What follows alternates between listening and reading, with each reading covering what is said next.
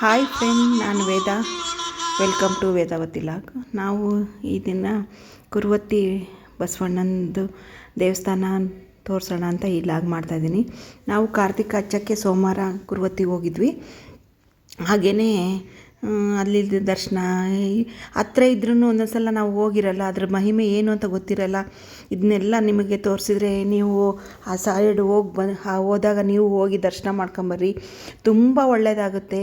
ಇದು ಕುರ ಆಗ್ತದಲ್ಲ, ಅವಾಗೂ ಕೂಡ ನೀವು ಹೋಗಿ ಹಣ್ಣು ಕಾಯಿ ಮಾಡಿಸ್ಕೊಂಬಂದ್ರೆ ರಕ್ತ ಶುದ್ಧಿಯಾಗಿ ಆ ಕುರುಗಳು ಎಲ್ಲ ಹೋಗ್ತವೆ. ದೊಡ್ಡ ದೊಡ್ಡ ಗುಳ್ಳೆಗಳಾಗಿ ರಕ್ತ ತುಂಬ ನೋವು ಕೊಡ್ತಿರುತ್ತೆ. ಈ ದೇವರಿಗೆ ಬೇಡ್ಕೊಂಬಿಟ್ರೆ ನಿಮಗೆ ರಕ್ತ ಶುದ್ಧಿಯಾಗಿ ಆ ಗುಳ್ಳೆಗಳೆಲ್ಲ ಮಾಯ ಆಗ್ತವೆ. ಒಂದು ಸಲ ಹೋಗಿ ಬಂದು ನೋಡಿ, ನಿಮಗೆ ಗೊತ್ತಾಗುತ್ತೆ ಈ ದೇವ್ರ ಮಹಿಮೆ ಅಂತ.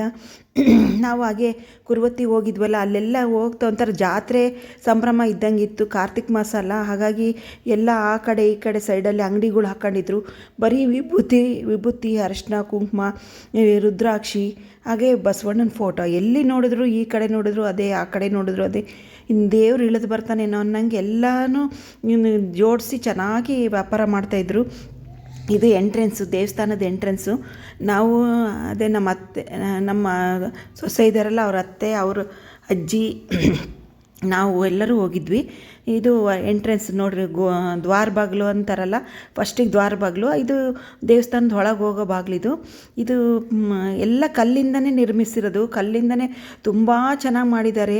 ಇದು ನೋಡಿದ್ರೇ ಆಶ್ಚರ್ಯ ಅನಿಸುತ್ತೆ. ತುಂಬ ಎಷ್ಟು ಶ್ರಮ ಪಟ್ಟಿರ್ಬೋದು ಈ ಕಟ್ಟಡ ಕಟ್ಟೋಕ್ಕೆ. ನಾವು ಎಷ್ಟು ಅದೃಷ್ಟ ಮಾಡಿದ್ದೀವಿ ಅನಿಸುತ್ತೆ. ಇದು ನಮ್ಮ ಮನೆದೇವ್ರಿದು. ನಾವು ದೇವ್ರದ್ದು ಇವರು ಹರಕೆ ಏನೋ ಅಂದ್ಕೊಂಡಿದ್ರಂತೆ, ಅದು ದುಡ್ಡು ಕೊಡೋಕ್ಕೆ ಅಂತೇಳಿ ಕಾಯ್ತಾ ಇದ್ವಿ.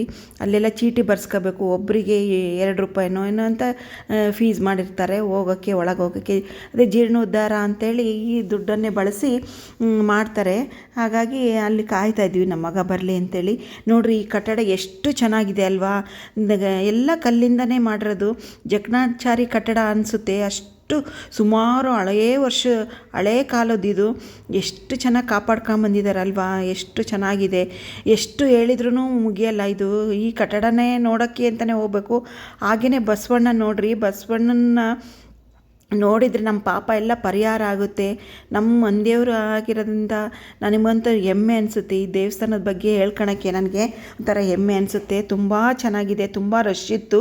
ಕಾರ್ತಿಕ್ ಮಾಸ ಆಗಿರೋದ್ರಿಂದ ತುಂಬ ರಶ್ ಇತ್ತು. ನೋಡಿರಿ, ಬಸವಣ್ಣ ದೂರದಿಂದನೇ ಕಾಣ್ತಿದೆ.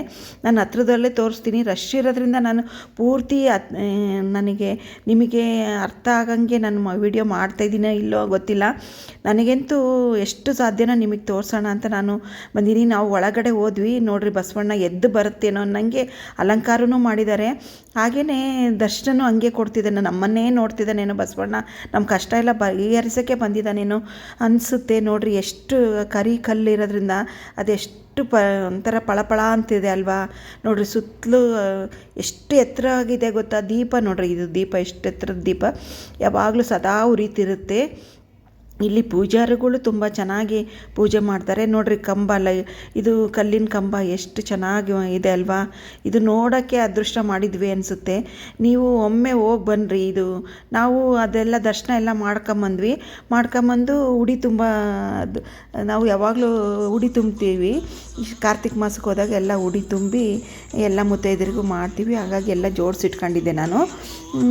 ಇದು ಅಡ್ಡ ಪಲ್ಲಕ್ಕಿ ಉತ್ಸವ ಮಾಡ್ತಾರಲ್ಲ, ಅದು ಇತ್ತು. ಆಮೇಲೆ ಎದುರುಗಡೆಯೇ ಈಶ್ವರನ ದೇವಸ್ಥಾನ ಇದೆ, ಅದು ಕಟ್ಟಡ. ಇದನ್ನು ನೋಡಿರಿ, ಎಷ್ಟು ಚೆನ್ನಾಗಿದೆ ಅಲ್ವಾ. ಕಟ್ಟಡ ನೋಡೋಕ್ಕೆ ಹೋಗ್ಬೇಕು ಒಂದ್ಸಲ. ಅದು ಕಲ್ಲಿನ ಕಟ್ಟಡ ಕೆತ್ತಿದ್ದಾರೆ. ಅದು ನನಗೆ ಅಷ್ಟು ವರ್ಣಿಸೋಕೆ ಆಗ್ತಾಯಿಲ್ಲ. ಇದು ಊಟಕ್ಕೆ ಅಲ್ಲೇ ಪ್ರಸಾದ ಮಾಡಿದರು. ಊಟಕ್ಕೆ ಜನ ಎಲ್ಲ ಬಂದು ದರ್ಶನ ಮಾಡ್ಕೊಂಡು ಬಂದು ಅಲ್ಲೇ ಊಟ ಮಾಡ್ಕೊಂಡು ಹೋಗ್ತಿದ್ದಾರೆ. ಕಾರ್ತಿಕ್ ಮಾಸ ಆಗಿರೋದ್ರಿಂದ ತುಂಬ ಜನ ಇದ್ದರು. ನಾವು ಹೋದಾಗೆ ಆಗಲೇ ಲೇಟಾಗಿತ್ತು, ಆದರೂ ಇಷ್ಟು ಜನ ಇದ್ದರು. ಇದು ಈಶ್ವರ ದೇವಸ್ಥಾನಕ್ಕೆ ಬಸವಣ್ಣನ ಕೈ ಮುಗಿ ಬಂದು ಹಿಂಗೆ ಹೋಗ್ಬೇಕು ಒಳಗಡೆ.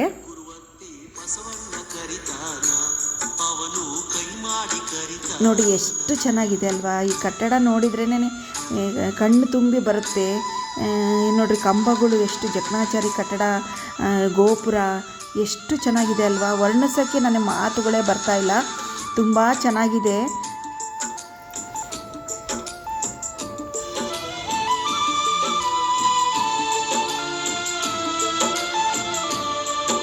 ಇದು ಈಶ್ವರ ದೇವಸ್ಥಾನ.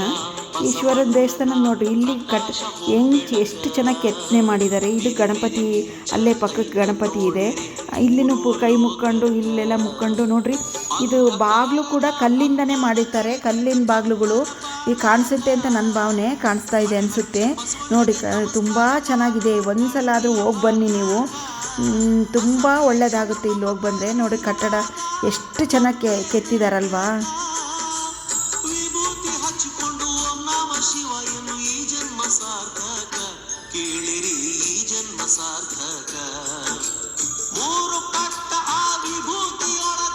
ತುಂಬ ಚೆನ್ನಾಗಿ ಕೆತ್ತನೆ. ನನಗೆ ಅದೇ ಹೇಳೋಕ್ಕಾಗ್ತಿಲ್ಲ ಅದು ಯಾವ ಥರ ಏನು ಡಿಸೈನ್ ಐತೆ ಏನು ಅಂತೇಳಿ. ನಾನೊಂದು ಸಲ ತಿಳ್ಕೊಂಡು ಇನ್ನೊಂದು ಸಲ ಲಾಗ್ ಮಾಡೋಣ ಅಂದ್ಕೊಂಡಿದ್ದೀನಿ.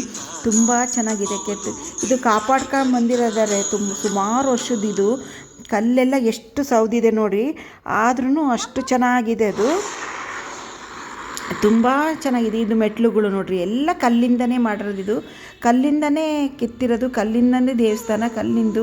ತುಂಬ ಎಷ್ಟು ಶ್ರಮ ಪಟ್ಟಿರಬೇಕು, ಎಷ್ಟು ಇದು ಒಂದು ಕಲ್ಲು ಎತ್ತಕ್ಕೆ ಎಷ್ಟು ಜನ ಶ್ರಮ ಇದೆನೋ ಏನೋ ಗೊತ್ತಿಲ್ಲ. ಇದು ನಾವು ನೋಡಿದ್ದೆ ನಮ್ಮದು ಭಾಗ್ಯ ಅಂತ ನನ್ನ ಭಾವನೆ. ನೋಡ್ರಿ ಸಣ್ಣ ಸಣ್ಣದಾಗಿ ಎಷ್ಟು ಚೆನ್ನಾಗಿ ಕೆತ್ತನೆ ಆಗಿದೆ ಅಲ್ವಾ.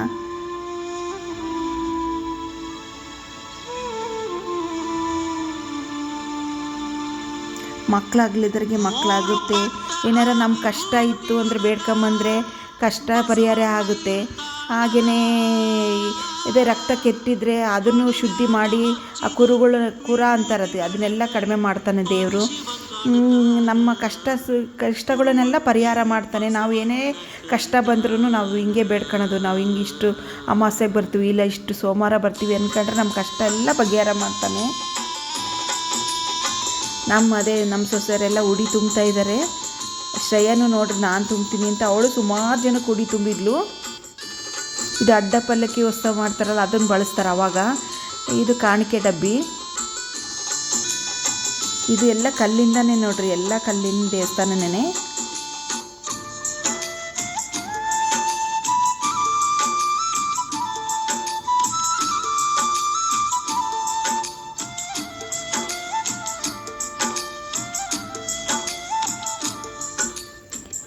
ಎಷ್ಟು ಚೆನ್ನಾಗಿದೆ ಅಲ್ವಾ ದೇವಸ್ಥಾನ. ನೀವು ಒಂದು ಸಲ ಹೋಗಿ ಬನ್ನಿ.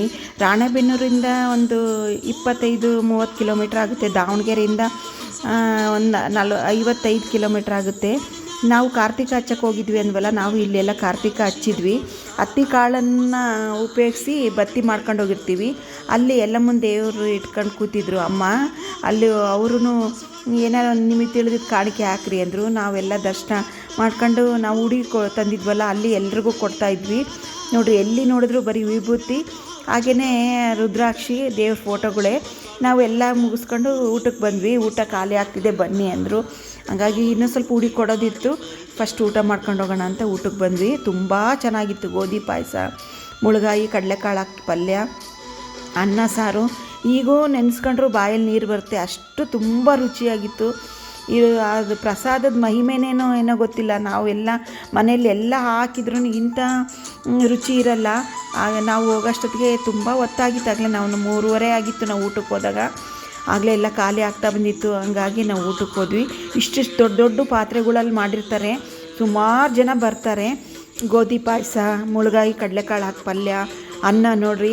ಅನ್ನಕ್ಕೆ ಈ ವಿಭೂತಿಯಿಂದ ಓಂ ಅಂತ ಬರೆದಿದ್ದಾರೆ. ಇದು ಓಂ ಈ ಥರ ವಿಭೂತಿ ಕಟ್ಟಿ ಹಾಕಿದರೆ ಆಹಾರ ಬೆಳೆಯುತ್ತೆ ಅಂತ, ಆಮೇಲೆ ಎಲ್ಲ ಜನಕ್ಕೂ ತೃಪ್ತಿ ಆಗುತ್ತೆ ಅಂತ. ಇಲ್ಲೊಂದು ಬನ್ನಿ ಮರ ಇದೆ, ಅಲ್ಲಿಗೂ ಪೂಜೆ ಮಾಡ್ಕೊಂಡ್ರು. ನಾವು ಅದೇ ಊಟ ಮಾಡ್ಕೊಂಬಂದು ಇನ್ನೂ ಸ್ವಲ್ಪ ಉಡಿ ಇತ್ತಲ್ಲ, ಎಲ್ಲರೂ ಉಡಿ ಕೊಡೋಕೆ ಇವರೆಲ್ಲ ರೆಡಿ ಮಾಡ್ಕೊಂಡಿರುತ್ತೆ, ಕಾಯ್ತಿದ್ದಾರೆ. ಎಷ್ಟು ಸುಮಾರು ಜನಕ್ಕೆ ಒಂದು 4 ಬಾಕ್ಸು ಸ್ವೀಟ್ಸ್ ಎಲ್ಲ ತಂದಿದ್ದರು. ಎಲೆ ಅಡಿಕೆ ಕೊಟ್ಟು ಎಲ್ಲ ಅರ್ಶಿನ ಕುಂಕುಮ ಕೊಟ್ಟು ಉಡಿ ಕೊಡ್ತಾ ಇದ್ದಾರೆ.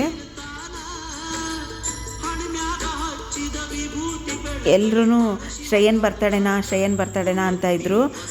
ಇಲ್ಲ ನಾವು ಕಾರ್ತಿಕ್ ಮಾಸಕ್ಕೆ ಉಡಿ ತುಂಬ್ತೀವಿ ಅಂತೇಳಿ ಇವರೆಲ್ಲ ಹೇಳ್ಕೊಂಡು ಕೊಡ್ತಾಯಿದ್ರು. ಇನ್ನೊಂದು ಸ್ವಲ್ಪ ಉಡಿ ಎಲ್ಲ ಜೋಡಿಸಿದಳನು. ಒಂಥರ ಏನೋ ಸಂತೋಷ ಆಗುತ್ತಲ್ವ ದೇವಸ್ಥಾನಗಳಿಗೆ ಹೋದರೆ, ಏನೋ ನೆಮ್ಮದಿ ಅನಿಸುತ್ತೆ. ಏನೋ ಒಂಥರ ಏನೋ ಒಂದು ನೆಮ್ಮದಿ ಸಿಕ್ಕಿದೆ ಅಂತ ಅನಿಸ್ತಾ ಇರುತ್ತೆ ದೇವಸ್ಥಾನಗಳಿಗೆ ಹೋದರೆ. ಎಲ್ಲ ನೋಡ್ರಿ ಕಲ್ಲಿಂದ ಕಟ್ಟಡ, ಎಲ್ಲಿ ನೋಡಿದ್ರು ಕಲ್ಲು ಕಲ್ಲು ಕಲ್ಲು ಹಂಗೆ ಪಳ ಅಂತಿರ್ತವೆ.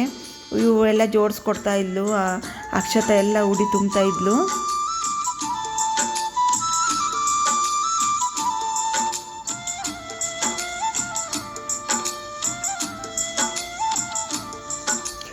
ಅವ್ರು ಊಟಕ್ಕೆ ಬಡಿಸ್ತಾರಲ್ಲ ಅವ್ರಿಗೂ ಕೂಡ ಉಡಿ ಕೊಟ್ಟು ಬರ್ತಿದ್ದಾಳೆ ಅಕ್ಷತಾ.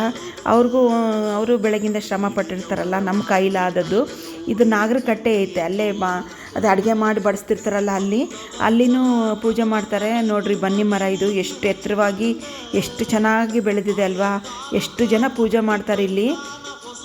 ಇವಳು ಅನ್ನೂ ಶ್ರೇಯನೂ ನೋಡಿ ಎಲ್ಲ ಉಡಿ ಕೊಡ್ತಿದ್ದಾಳೆ. ನಾ ಕೊಡ್ತೀನಿ ಅಂತ ಎಲ್ಲ ಕೊಟ್ಟು ಬಂದ್ವಿ. ಇನ್ನೊಂದು ಸ್ವಲ್ಪ ಸ್ವೀಟ್ಸ್ ಉಳಿತು, ಹಾಗಾಗಿ ಅಲ್ಲಿ ಇರೋರಿಗೆಲ್ಲರಿಗೂ ಅರ್ಶಿನ ಕುಂಕುಮದವ್ರಿಗೆ, ಅಂಗಡಿಯವ್ರಿಗೆ ಎಲ್ಲರಿಗೂ ಕೊಟ್ಕೊತ ಬಂದು ಆಮೇಲೆ ಅಲ್ಲೊಂದು ಇದು ದೇವಸ್ಥಾನ ಇದೆ, ಚೌಡಮ್ಮನ ದೇವಸ್ಥಾನ. ಅಲ್ಲಿನೂ ನಾವು ಉಡಕ್ಕಿ ಹಾರ ಎಲ್ಲ ತಂದಿರ್ತೀವಿ.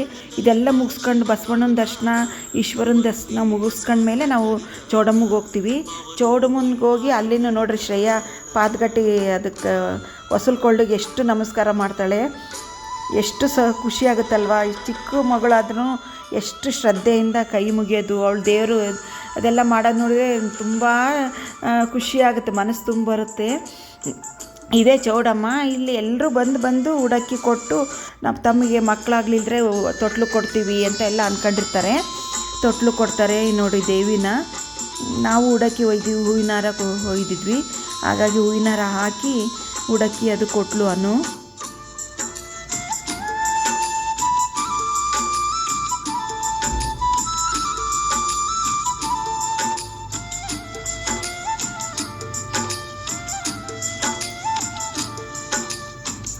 ಎಷ್ಟು ಚೆನ್ನಾಗಿದೆ ಅಲ್ವಾ ದೇವಸ್ಥಾನ ಆಗಲಿ, ಅಲ್ಲಿ ಹೊರಗೆ ಅಂಗಡಿ ಆಗಲಿ. ಈಗಲೇ ಕಾರ್ತಿಕ ಮಾಸದಲ್ಲೇ ಹಿಂಗಿದೆ, ಜಾತ್ರೆ ಟೈಮಲ್ಲಂತೂ ಕಾಲಿಡೋಕ್ಕೆ ಜಾಗ ಇರಲ್ಲ. ಹಂಗಾಗಿ ನಾವು ಹೆಣ್ಮಕ್ಳುಗಳು ಹೋಗೋದೇ ಕಡಿಮೆ. ಇನ್ನೇನು ಮದುವೆ ಆದ ಹೊಸದರಲ್ಲಿ ಕಳಶ ನೋಡಬೇಕು ಅಂತೇಳಿ ಹೋಗ್ತಾರೆ. ಹಂಗಾಗಿ ಆ ವರ್ಷ ಒಂದು ಹೋಗ್ತೀವಿ, ಬಿಟ್ಟರೆ ಮಧ್ಯದಲ್ಲಿ ಹೋಗಲ್ಲ ನಾವು. ಕಾರ್ತಿಕ ಮಾಸ ಶ್ರಾವಣದಲ್ಲಿ ಆ ಥರ ಹೋಗ್ತಿರ್ತೀವಿ ನೋಡ್ರಿ. ಅಲ್ಲಿ ಹೂವಿನಾರ, ಇದು ಹೊರ ಬಾಗಿಲು ಇಲ್ಲ, ಚೆನ್ನಾಗಿದೆ, ಎಲ್ಲರಿಗೂ ಉಪಯೋಗ ಆಗಿದೆ ಅನ್ಕೊಂತೀನಿ. ದೇವ್ರ ದರ್ಶನ ನಿಮಗೂ ಆಗಲಿ ಅಂತ ನನ್ನ ಭಾವನೆ. ನಿಮಗೂ ಎಲ್ಲರಿಗೂ ಒಳ್ಳೆಯದಾಗಲಿ. ಈ ಲಾಗ್ ಎಂಡ್ ಮಾಡ್ತಾಯಿದ್ದೀನಿ. ನಾನು ಮತ್ತೆ ಸಿಗ್ತೀನಿ ಮುಂದಿನ ಲಾಗಲ್ಲಿ. ಹೋಗಿ ಬರಲಾ, ಬಾಯ್.